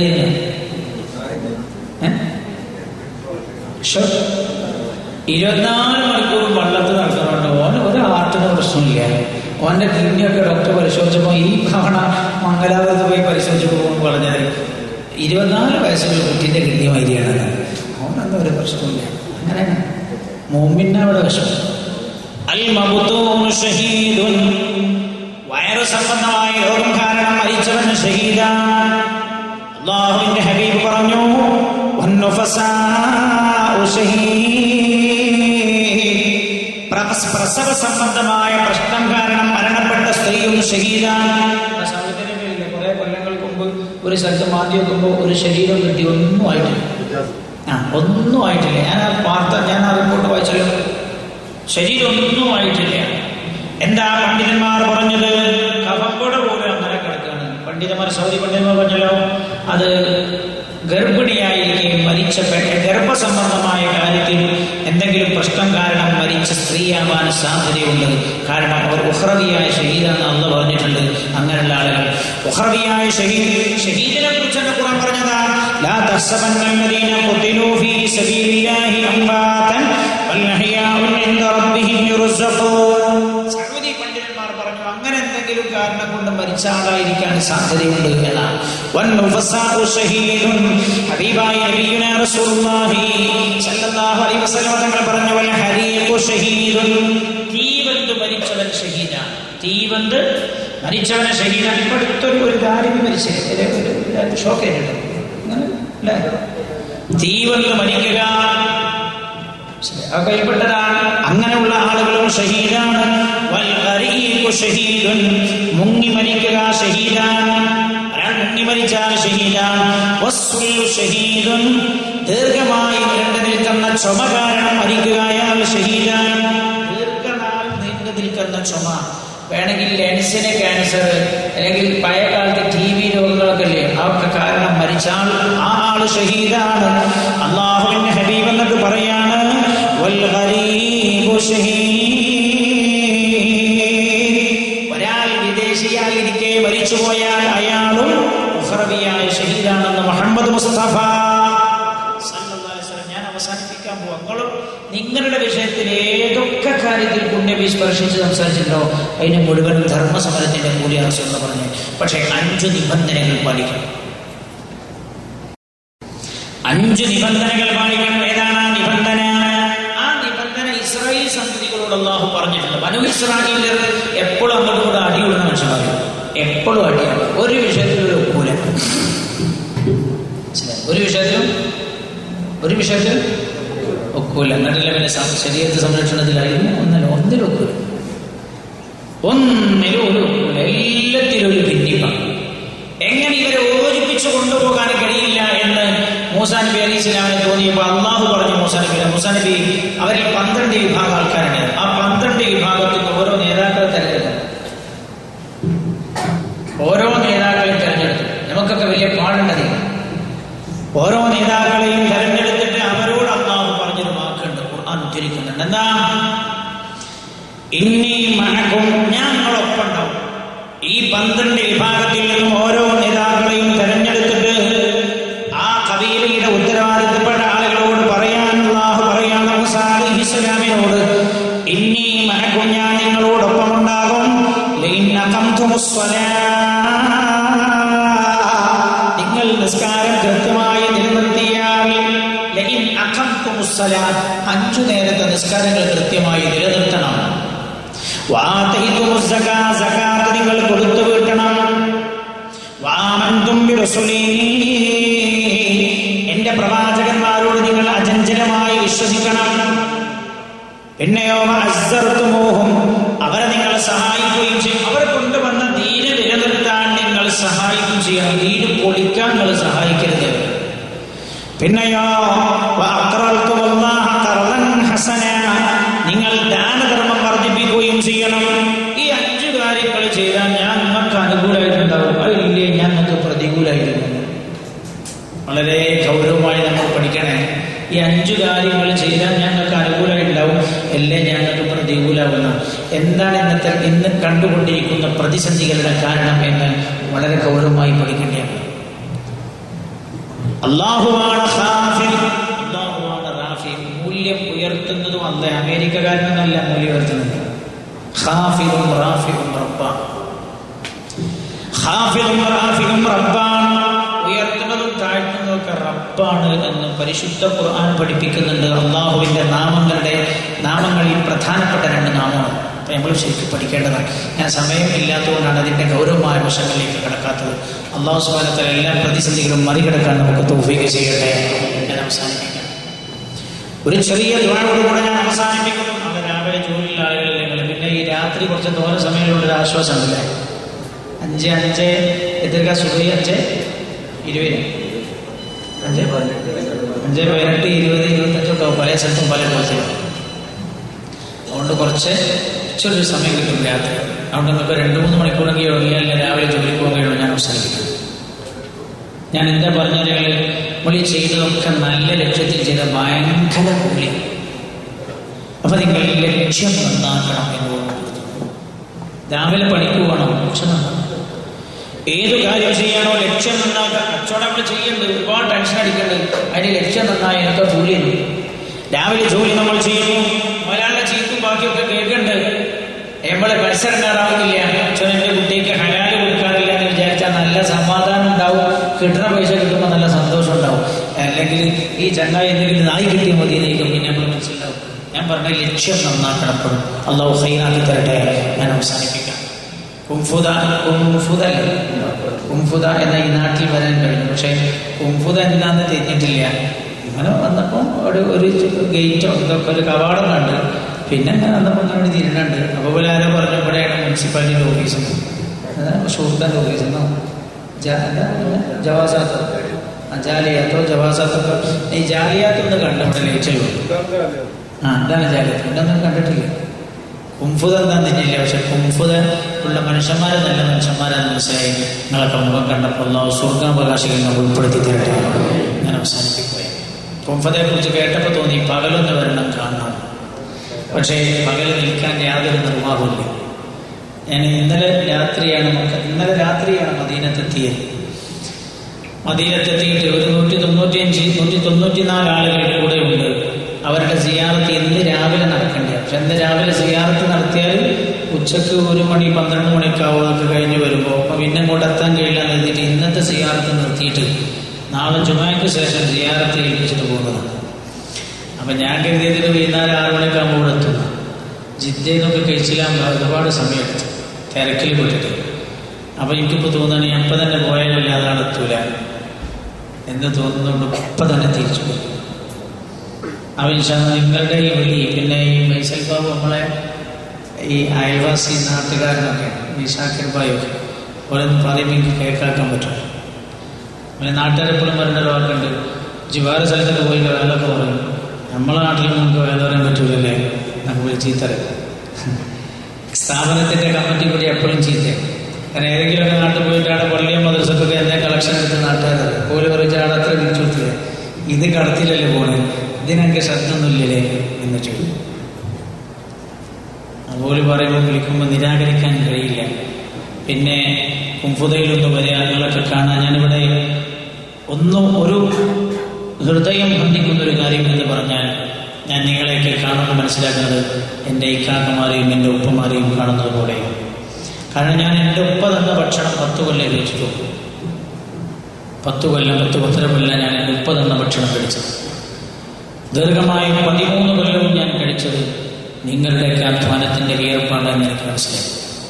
ഇവിടെ ഓരോ മാസവും ജിദ്ദയിൽ നിന്ന് വന്ന്, നേരത്തെ അബ്ദുൽ ഗഫൂർ സാഹിബിനെ കുറിച്ച് ഒരാൾ എന്നെ വെബ്സൈറ്റിൽ നിന്ന് പറഞ്ഞു, ഓരോ മാസവും ജിദ്ദയിൽ നിന്ന് വരും, എന്നിട്ട് ഇവിടെയൊക്കെ പോയിട്ട് ഓരോ കടകളിലും സഹോദരങ്ങളുടെ അടുത്തും പോയിട്ട് അവറാൻകുട്ടി ഹാജിയും അതേപോലെ നമ്മുടെ ഗഫൂർ സാഹിബും പിന്നെ ആരൊക്കെ ബന്ധപ്പെട്ട് കളക്ഷൻ എടുത്തിട്ട് ഓരോ മാസവും ദാർഹുദയിലേക്ക് ഒരു സംഖ്യ നിങ്ങൾ കൊടുത്തേക്കുണ്ട് എന്ന് പറഞ്ഞപ്പോൾ എനിക്ക് മനസ്സിലായി, എൻ്റെ ശരീരത്തിൻ്റെ അംശങ്ങളായി ചേർന്ന വിയർപ്പിൻ്റെ ഉടമകളുടെ കൂട്ടത്തിൽ നിങ്ങളുണ്ട് എന്ന് മനസ്സിലായപ്പോൾ എനിക്ക് നിങ്ങളെ കാണുക, ഞാൻ വന്നത് ഏറെ സന്തോഷമായി എനിക്ക് തോന്നി.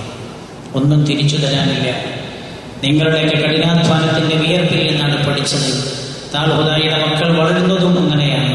അല്ലാഹു ഇതിനൊക്കെ അർഹമായ പ്രതിഫലം തരട്ടെ. ഓരോ കൊല്ലവും ഹജ്ജിൽ അറഫായുടെ സംഗമത്തിൽ 3-4 കൊല്ലങ്ങൾക്ക് മുമ്പ് 2000-2300 ആളുകളൊക്കെ ഉണ്ടാകും. ഈ കഴിഞ്ഞ വർഷവും 1180 ചില്ലാനും ആളുകൾ ഉണ്ടായിരുന്നു. അറഫായുടെ മണ്ണിൽ വെച്ചിട്ട് ദുആ ചെയ്യാൻ എന്നല്ലാതെ തിരിച്ചൊന്നും തരാനില്ല. ദാർഹുദയുടെ ഒരു മീറ്റിംഗ് നാളെ രാവിലെ ചേരണം എന്ന് ഫൈസൽ ബാബു പറഞ്ഞിരുന്നു. പക്ഷേ ഞാൻ രാവിലേക്ക് നിന്നാൽ വൈകുന്നേരം ഞാനാണ് ചെല്ലുമ്പോഴേക്കാണ് അടിയാവും. മറ്റന്നാൾ തിരിച്ചു പോകേണ്ടതാണ് നാട്ടിലേക്ക്. അതുകൊണ്ട് ഞാൻ ഓർമ്മപ്പെടുത്തുന്നത്, നിങ്ങൾ എന്നോട് ക്ഷമിക്കണം. എന്തായാലും കുഫതയിൽ ഇനിയും വരണം എന്ന ആഗ്രഹത്തോടെയാണ് തിരിച്ചു പോകുന്നത്.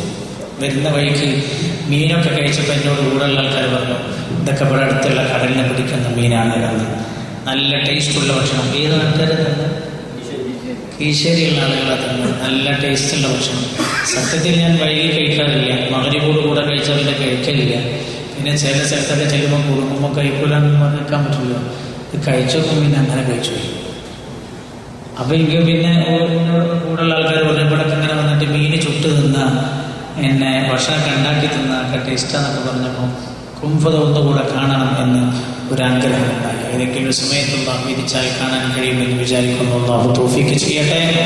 അപ്പം നിങ്ങളുടെ ഈ ഹൃദയം നിറഞ്ഞ സ്നേഹത്തിന് തിരിച്ചൊന്നും തരാനില്ല. ഇപ്പോഴുള്ള പ്രാർത്ഥന മാത്രമേ ഉണ്ടാവുകയുള്ളൂ. ആ പ്രാർത്ഥന സ്വീകരിക്കപ്പെടാൻ നിങ്ങൾ ദുആ ചെയ്യണം എന്ന് മാത്രം ഓർമ്മപ്പെടുത്തുകയും, ഈ സ്ഥലവും സൗകര്യമൊക്കെ ഇതിനു വേണ്ടി ഒരുക്കി തന്ന ഇതിൻ്റെ ബന്ധപ്പെട്ട പ്രവർത്തകർ, ഇതിനു വേണ്ടി കഠിനാധ്വാനം ചെയ്യുന്നവർ, അവർക്കൊക്കെ അതിനർഹമായി പ്രതിഫലം അല്ലാഹു നൽകട്ടെ. നിങ്ങളിവിടെ തിരഞ്ഞെടുത്ത പുതിയ കമ്മിറ്റി ഭാരവാഹികൾ, അവർക്ക് കർമ്മോത്സുകരായി പ്രവർത്തിക്കാനുള്ള ആരോഗ്യം അല്ലാഹു പ്രദാനം ചെയ്യട്ടെ. അവരോടെല്ലാം പിന്നെ എനിക്ക് ഭയങ്കര സന്തോഷമായൊരു കാര്യം തരകളെ, ഭയങ്കര സന്തോഷമായ കാര്യം തന്നെ ഷാക്കിർ ഭായി പറഞ്ഞില്ലേ, ഒരാളെ നീശുന്നപ്പോൾ ഞാൻ പേടിച്ചു. മുപ്പര് പേടിയായി എന്ന് പറഞ്ഞല്ലോ. സത്യത്തിൽ ഞാൻ പേടിച്ചത് എന്താ വെച്ചാൽ, പഠിച്ചാൽ ആദ്യം പോയി ചോദിച്ചപ്പോൾ ആരൊന്നും വേണ്ടിയില്ല. പിന്നെ ഒരാൾ നീശുന്നപ്പോൾ എനിക്ക് പേടിയെ പഠിച്ചോളെ, ഇതിപ്പോൾ കലാവാവോ എന്നെനിക്ക് തോന്നി. അപ്പോഴേ എനിക്ക് തോന്നി മുപ്പര് തിരക്കുള്ളതുകൊണ്ട് പോയി അബ്ദുസലാം സാഹിബ്, എന്താ പേര്, ബഷീർ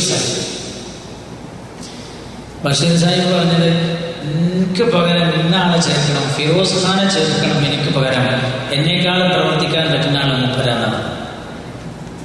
അതൊരു എൻ്റെ ജീവിതത്തിൽ ഇത് മറക്കാൻ പറ്റാത്ത സംഭവമാണ്. എന്നാൽ ഇതിൻ്റെ നേരെ വിപരീതം വേറെ സംഭവം എൻ്റെ ജീവിതത്തിൽ. KMCCയുടെ ഒരു പരിപാടിക്ക് ഞാൻ പോയ സമയത്ത് എനിക്ക് ആദ്യം പരിപാടി ഭയങ്കര താല്പര്യം എടുക്കുന്നു. എന്താ കാരണം, ആരും സ്റ്റേജിൽ ഇരിക്കില്ല. സാധാരണ ഞാൻ പല എവിടെ പോയാൽ അപ്പാടെ കൈ പിടിച്ച് സ്റ്റേജിൽ കാണുന്നുണ്ടോ ഇനി ഇരിക്കിയ സദസ്സിലാണ്. എനിക്ക് ഭയങ്കര ഇഷ്ടമായി. അപ്പോൾ ആരാണ് പരിപാടി നടത്തുന്നതായാലും പോകാൻ പരിപാടി നടത്താൻ പിന്നെ സദസ്സിൽ വന്നിരിക്കുക, സ്വാഗതം പറയാതെ വരാം, അവിടെ പോയിരിക്കാൻ, ഇങ്ങനെ പോയി. എനിക്ക് ഭയങ്കര ഇഷ്ടമായി. ഞാൻ പ്രസംഗത്തിൽ പറയുകയൊക്കെ ചെയ്തു. പിറ്റേ ദിവസം ഞാൻ മസ്കറ്റിലുള്ള സ്ഥലത്ത് പോയപ്പോൾ ഒരാൾ എന്നെ കണ്ടപ്പോൾ അയാൾക്കിനോട് ഭയങ്കര ദേഷ്യം. ഞാൻ അയാളെ മുമ്പ് കണ്ടിട്ടില്ല. അപ്പോൾ അയാൾ എന്നോട് തുറന്ന് പറഞ്ഞു. എനിക്ക് ഭയങ്കര സന്തോഷമായിരുന്നു. അയാൾ എന്നോട് നിങ്ങൾ ഇന്നലെ ഉണ്ടാക്കിയ പ്രസംഗത്തിൽ പറഞ്ഞില്ലേ ഇതൊക്കെ ഒരു മാതൃകാ പരിപാടിയാണ്, നിങ്ങൾക്ക് തിരിഞ്ഞാണ് പോലെ എന്തിനാണ് അങ്ങനെ ചെയ്തത്? എനിക്കറിയാം. എന്നോട് ഞാനാണ് എന്നാളിന്നാണ് പറഞ്ഞാൽ തിരിഞ്ഞ മസ്കത്ത് പറഞ്ഞു പോയില്ലേ, അപ്പോൾ നിങ്ങൾക്ക് തിരിഞ്ഞു, നിങ്ങൾക്ക് തിരിയാക്കാൻ ഞാൻ പറഞ്ഞു. എന്നോട് ഞാനാണ് നിന്നാണ് ഇന്ന സ്റ്റേജിൽ ഇത്തരം എഴുതിയിട്ടാണ് പോലെ അങ്ങനത്തെ പണി എടുത്തത്. അപ്പം എനിക്ക് തോന്നിയത് ഏറ്റവും വലിയ മോശമാണ്. അത് ഏറ്റവും വലിയ മോശമാണ്. അപ്പം മനസ്സിലാക്കി പരിഗണിക്കപ്പെടേണ്ടവർ പരിഗണിക്കപ്പെടണം. ആ സഹോദരൻ കാണിച്ചത് നല്ല സ്വഭാവം. എന്താണെന്ന് പറയുന്നത്, എനിക്ക് സ്ഥാനം വേണമെന്നല്ല പറഞ്ഞു, എനിക്കല്ലത് നല്ലത്, എന്നേക്കാൾ യോഗ്യൻ ഇന്നയാളാണ്, അതുകൊണ്ട് എൻ്റെ സ്ഥാനം അദ്ദേഹത്തിന് കൊടുത്തോളൂ എന്ന് പറയാൻ കാണിച്ച മനസ്സുണ്ടത്. അപ്പം തന്നെ ഹൃദയെ അളക്കാൻ മാത്രമേ ഉള്ളൂ. അൽഹംദുലില്ലാഹ്. അല്ലാഹു സുബ്ഹാനഹു വ തആല നിങ്ങളുടെ എല്ലാ പ്രവർത്തനത്തിലും ഖൈർ പ്രദാനം ചെയ്യട്ടെ, ആമീൻ എന്ന് മാത്രം ദുആ ചെയ്യുകയാണ്. കണ്ണൂർക്കാരൻ്റെ അവിടെ എന്താ കുറവാണ്. നമ്മൾ മലപ്പുറക്കാരാണ്. സൗദി പോലും ഞാൻ മലപ്പുറമാണ് കൂടിയാണ്. മലപ്പുറക്കാരാണ് അധികം സൗദിയിലുള്ളത്. ഇൻഷാ അല്ലാഹ് ഈ രാജ്യത്തിന് ഖൈറും ബർക്കത്തും ഏറ്റി കൊടുക്കട്ടെ. ഈ രാജ്യം ഭരിക്കുന്ന ഭരണാധികാരികൾ അല്ലാഹു ആരോഗ്യവും ദീർഘായുസ്സും കൊടുക്കട്ടെ. ഒരുപാട് പ്രതിസന്ധികളാണ്. മാത്രമല്ല ഇനി കഠിനമായ പ്രതിസന്ധിയായി രാജ്യത്ത് വരാൻ പോകുന്ന ഹദീസുകൾ സംസാരിക്കും. ആ പ്രതിസന്ധിയിലൊക്കെ ആടി ഉലയാതെ പിടിച്ചു നിൽക്കാനും ധർമ്മത്തെ വിജയിപ്പിച്ചെടുക്കാനും ഈ നാട് ഭരിക്കുന്ന ആളുകൾക്ക് അല്ലാഹു തൗഫീഖ് ചെയ്യട്ടെ, ആമീൻ എന്ന് ദുആ ചെയ്യുകയാണ്. ഈ ചില നാട്ടിലൊക്കെ അധികാരത്തിൽ വന്ന ആളുകൾ അതൊന്നും ഇനിയുള്ള നാടുകളിൽ ഗുണമാണ് എന്നല്ല വിളിച്ചു പറയുന്നത്. വലിയ അപകടങ്ങളാണ് വരാൻ പോകുന്നത് എന്നാണ്. വലിയ അപകടങ്ങളാണ് വരാൻ പോകുന്നത്. അതിലൊക്കെ വലിയ പ്രതിസന്ധികളെ കുറിച്ച് പറയുന്നുണ്ട്. നിങ്ങളൊക്കെ ബേജാറാവുന്നില്ല, എന്താവും ഒക്കെ ഹദീസിൽ കൃത്യമായി പറയേണ്ടത് എന്നിട്ടാണ് നോക്കുന്നത്. ഞാനതൊന്നും നമ്മുടെ വിഷയമല്ലാത്തതുകൊണ്ട് ഞാൻ കടക്കുന്നില്ല. മാത്രമല്ല സാഹചര്യങ്ങളൊന്നും അതിന് അനുകൂലവുമല്ല പറയാൻ എന്ന് പ്രത്യേകം ഞാൻ ഓർമ്മപ്പെടുത്തി. നേരെ ദ്വായ വെച്ചത് ദ്വായ തരുന്നിട്ട് പിന്നെ ഇവിടെ വേറെ എന്താ ചടങ്ങ് ബാക്കിയുള്ളതുപോലെ പറയും. അത് കഴിഞ്ഞിട്ട് നിങ്ങൾ പോകുക. സാധാരണ നന്ദി പറയാൻ തന്നെ പരിപാടിയുണ്ട്. സാധാരണ നന്ദി കേൾക്കാൻ കസാരയുണ്ട്. നന്ദി പറയണേ ഞമ്മക്കാണ്, പക്ഷെ നമ്മളറിയില്ല. ആ അവസാനത്തെ നന്ദി പറയുന്ന മനുഷ്യണ്ട് ഏതായാലും ഇത്രയില്ല, 2 മിനിറ്റ് അയക്ക് വേണ്ടി ഇരുന്ന് കൊടുക്കണം എന്ന് ഞങ്ങളോട് പറയും. എന്തിനാന്ന് വെച്ചാൽ നന്ദി നമ്മളോടാ പറയണത്. എല്ലാവരും അവഗണിക്കും. ഒരു മനുഷ്യനെ സന്തോഷിപ്പിക്കാൻ ഭയങ്കര കൂലിയാണ്. നിർബന്ധമായ കാര്യങ്ങൾ ചെയ്തു കഴിഞ്ഞാൽ പിന്നെ ഏറ്റവും പ്രതിഫലമുള്ളത് സുറൂറും കൽബ മുസ്ലിം, ഒരു മുസ്ലിമിന്റെ കൽബ് നീ സന്തോഷിപ്പിക്കുകയാണ്. അത് ഇരുന്ന് കൊടുത്തിട്ടാണ് ഇരുന്ന് കൊടുത്തിട്ട് കൈപ്പെടും. അല്ലാഹു വലിയ കൂലി തരട്ടെ. ഞാൻ അവസാനിപ്പിക്കുകയാണ്. കണ്ണൂരിലാണ് ജോലി, മട്ടന്നൂരിലാണ് 15 വർഷമായി. അവിടെ ചെറിയൊരു മൂലക്ക് അങ്ങനെ പോവാണ്. പിന്നെ ഇടയ്ക്കിടയ്ക്ക് മക്കയിൽ ഇങ്ങനെ വരാറുണ്ട്. ഇപ്പോഴും ഇങ്ങനെ മക്കത്ത് വരാന്നുള്ളൊരു സാമ്പത്തിക അവസ്ഥ നമുക്കില്ലല്ലോ. അങ്ങനെയൊക്കെ ആകുമ്പോഴേ വരാൻ കഴിയുള്ളൂ. അപ്പോൾ ഇടയ്ക്കൊക്കെ ഒന്ന് വരും. ഒരു 10 ദിവസം കൂടെ നിന്ന് പോകുമ്പോൾ ഒരു മനസ്സമാധാനം. നിങ്ങളിപ്പോൾ എന്നോട് ഡേറ്റ് എത്രയാണെന്ന് ചോദിച്ചാൽ എനിക്കറിയാം. കാരണം എന്താ, ഇവിടെ വന്നാൽ പിന്നെ നമ്മളെ ചിന്ത മാറി. നാട്ടിലാണെങ്കിൽ 100,000 ടെൻഷൻ. ആ ടെൻഷനിലേക്ക് ഇവിടെ നിന്ന് വന്നാൽ 10-15 ദിവസം മനസ്സിന് വലിയ സമാധാനം കയറി പോകും. നിങ്ങൾക്ക് അല്ലാഹു ചെയ്യുന്ന വലിയ സൗഭാഗ്യമാണ്. ഒരു 4 മണിക്കൂർ കൂടെ ഓടി, 5 മണിക്കൂർ അല്ലേ, 5 മണിക്കൂർ ഓടി നമുക്ക് അടുത്തവന് നമ്മളെല്ലാം മറന്നുപോകും. അല്ലാഹു സുബ്ഹാനഹു വ തആല പടച്ചറപ്പ് നമ്മുടെ എല്ലാ ടെൻഷനും മാറ്റി തരട്ടെ. ഇതിന് നേരത്തെ ഷാക്കിർ ഭായി ഓർമ്മപ്പെടുത്തിയതുപോലെ നാട്ടിലൊരു സ്ഥാപനം നടന്നുകൊണ്ടിരിക്കുന്നുണ്ട്. അതിൻ്റെ ചില പ്രവർത്തനങ്ങളൊക്കെമായിട്ടുള്ള ഓട്ടത്തിൻ്റെ പാച്ചിലിൻ്റെയൊക്കെ തിരക്കിലാണ്. അപ്പം നമ്മളതൊക്കെ വിജയിക്കാൻ വേണ്ടി ദുആ ചെയ്യണം. 60ഓളം പൂർണ്ണ യതീമായ കുട്ടികൾ. യതീമായ കുട്ടി എന്ന് പറഞ്ഞാൽ യതീം ഖാനയല്ല, യതീം ഖാന എന്ന സംവിധാനമില്ല. നിങ്ങളവിടെ വന്നാൽ യതീം ഖാന എന്നുള്ളൊരു ബോർഡ് പോലും കാണുകയില്ല. 60 പൂർണ്ണ യതീമായ കുട്ടികളാണ്. ഞങ്ങൾ ചെയ്യുന്നത് ഞങ്ങളുടെ നാടിൻ്റെയും പരിസരത്തും 3.5 കിലോമീറ്റർ ചുറ്റളവിൽ ഞാൻ ഈ പറഞ്ഞ 60 യതീമായ കുട്ടികൾ. അപ്പോൾ കേരളത്തിലെ യതീം ഖാനയിൽ കുട്ടികളില്ലാത്തതുകൊണ്ട് കേരളത്തിന് പുറത്തുനിന്ന് കുട്ടികളെ കൂടുന്നൊരു പ്രശ്നം ഉണ്ടായില്ല. കേരളത്തിൽ എത്തിയ കുട്ടികളാണ്, കേരളത്തിൽ എത്തിയ കുട്ടികളാണ്. ഞങ്ങളുടെ പഠനത്തിൽ ഞങ്ങൾക്ക് ബോധ്യപ്പെട്ടത് 3.5 കിലോമീറ്റർ വായക്കാട് പഞ്ചായത്തിൽ പല മഹല്ലുകളിലും പഠിച്ചുകൊണ്ട് ഒരുപാട് യതീമായ കുട്ടികൾ. ഒരു 500-ന് മീതെ യതീമായ മക്കൾ വായക്കാട് പഞ്ചായത്തിൽ മാത്രം. പഞ്ചായത്തിലേക്ക് അത് ഏറ്റെടുക്കാൻ ഇറങ്ങിച്ചെല്ലാതിരിക്കുന്നത് സാമ്പത്തികമായി പ്രതിസന്ധിയും പ്രയാസവും ഭയപ്പെടുക. ചില പ്രശ്നങ്ങൾ മുമ്പിലുണ്ട്. അതുകൂടെ കഴിഞ്ഞാൽ ഇതിലേക്ക് 3.5 കിലോമീറ്റർ ചുറ്റളവിൽ മാത്രം 60 യതീമായ കുട്ടികൾ. ഞങ്ങൾ ചെയ്യുന്നത് ഈ കുട്ടികളെ പൂർണ്ണമായി നമ്മൾ ഏറ്റെടുക്കും. സ്ഥാപനത്തിൽ നിർത്തൂല. രാവിലെ വന്ന് പഠനം കഴിഞ്ഞ് വൈകുന്നേരം ഉമ്മമാരുടെ അടുത്തേക്ക് തന്നെ ആക്കി കൊടുക്കുക. ഉമ്മാന്റെ അടുത്ത് നിൽക്കുക. നമുക്കെല്ലാം കൊടുക്കാൻ കഴിയും. എല്ലാ ദിവസവും ബിരിയാണി കൊടുക്കാൻ കഴിയും. ഈ കുട്ടിക്ക് ഉമ്മാന്റെ സ്നേഹം കൊടുക്കാൻ കഴിയും. നമ്മൾ ചെയ്യുന്നത് ഒരു വലിയൊരു പണിയുമില്ല. എന്താ പണിയെന്ന് വെച്ചാൽ യതീംഖാനകൾ ഒരുപാട് സേവനം ചെയ്ത വലിയ പ്രസ്ഥാനങ്ങളാണ് നമ്മുടെ നാട്ടിൽ. അതിന് പിന്നിൽ പ്രവർത്തിക്കുന്നവർക്കുള്ള സേവനങ്ങൾക്ക് അല്ലാഹു ഖബൂൽ ചെയ്യട്ടെ. ഞങ്ങൾ ഈ ഒരു രീതി സ്വീകരിക്കാൻ ഞങ്ങളുടെ ജീവിതത്തിലുണ്ടായ അനുഭവക്കാരുണ്ട്. ഒരു വീട്ടിലേക്ക് ചെന്നപ്പോൾ 4 യതീമായ കുട്ടികൾ, ഒരു പെണ്ണുണ്ട്, ചോറ് നടിക്കുന്ന വീട്. ഞങ്ങൾ ആദ്യം ചെയ്യാനുള്ള ഈ കുട്ടികളെയൊക്കെ പല സ്ഥാപനങ്ങളിലും ചേർത്തി കൊടുക്കലാണ്. ഞങ്ങളപ്പോൾ 8ഉം 10ഉം വയസ്സായ 2 കുട്ടികളുണ്ട്. ആ കുട്ടികളെ ഞങ്ങൾ ആ പെണ്ണുങ്ങൾ പറഞ്ഞു നമുക്ക് യതീംഖാനയിൽ ചേർക്കാന്ന് പറഞ്ഞപ്പോൾ പെണ്ണ് കരഞ്ഞപ്പോൾ ഞങ്ങൾ ചോദിച്ചു നിങ്ങളെന്തിനാ കരയുടെ? അടുത്തുള്ള യതീംഖാനയിലെ ചേർക്കാൻ, നിങ്ങൾക്ക് പോയി വരാനൊക്കെ സൗകര്യമുണ്ടെന്ന് പറഞ്ഞു. അല്ലോ സാറേ, യതീംഖാനയിൽ ചേർത്തി തരാമെന്ന് നിങ്ങൾ പറഞ്ഞ മനസ്സ് വലിയ മനസ്സാണ്, എനിക്ക് പരാതിയില്ല. പക്ഷേ ഈ കുട്ടികളുടെ വാപ്പ ചെറുപ്പത്തിൽ മരിച്ചുപോയത്. വാപ്പാന്റെ സ്നേഹം കുട്ടികൾക്ക് കിട്ടിയിട്ടില്ല. ഈ കുട്ടികളെ യതീംഖാനയിൽ കൊണ്ടുപോയി ചേർത്തിയാൽ കൊല്ലത്തിൽ 2-3 തവണ കുട്ടികൾ വരിക. അപ്പൊ സത്യത്തിൽ ഞാനും മരിച്ച പോലെയാവും. അതുകൊണ്ട് എൻ്റെ കുട്ടികൾ എൻ്റെ അടുത്ത് നിന്നോട്ടെ. വാപ്പാന്റെ സ്നേഹം കൂടെ കൊടുക്കാറുള്ളത് ഞാനാണ്. ഞാൻ എങ്ങനെയെങ്കിലും കഷ്ടപ്പെട്ട് വളർത്തിക്കൊള്ളും എന്ന ആ വാക്കാണ് ഞങ്ങളെ ചിന്തിപ്പിച്ചത്. അന്ന് സ്ഥാപനത്തിന്റെ പ്രസിഡന്റായിരുന്ന പാണക്കാട് സയ്യിദ് ഉമർ അലി ശിഹാബ് തങ്ങളുടെ നിർദ്ദേശപ്രകാരം അങ്ങനെയുള്ള കുട്ടികളെ മുഴുവൻ ഏറ്റെടുക്കാം എന്ന ഒരു പദ്ധതി. അവരുടെ ഭക്ഷണം, വസ്ത്രം, വിദ്യാഭ്യാസം. ആൺകുട്ടികളാണെങ്കിൽ എത്ര വരെ പഠിക്കും അത്ര വരെ പഠിപ്പിക്കും. പെൺകുട്ടികളാണെങ്കിൽ പഠിപ്പിച്ചവരെ വിവാഹം ചെയ്തു കൊടുക്കും. 21 പവൻ സ്വർണ്ണാഭരണവും. കല്യാണത്തിന്റെ ചെലവ് വഹിച്ചവരെ കല്യാണം ചെയ്തായിരുന്നു. ഈ വരുന്ന ഡിസംബർ 23-ന് ഒരു കുട്ടിയുടെ കല്യാണം കൂടെ നടക്കാൻ പോകും. 4ാമത്തെ കുട്ടിയുടെ കല്യാണം. 3 കുട്ടികളുടെ കല്യാണം കഴിഞ്ഞു. 4ാമത്തെ കുട്ടിയുടെ കല്യാണം 22-ന് നടക്കുന്നുണ്ട്. അങ്ങനെയുള്ളൊരു സംവിധാനം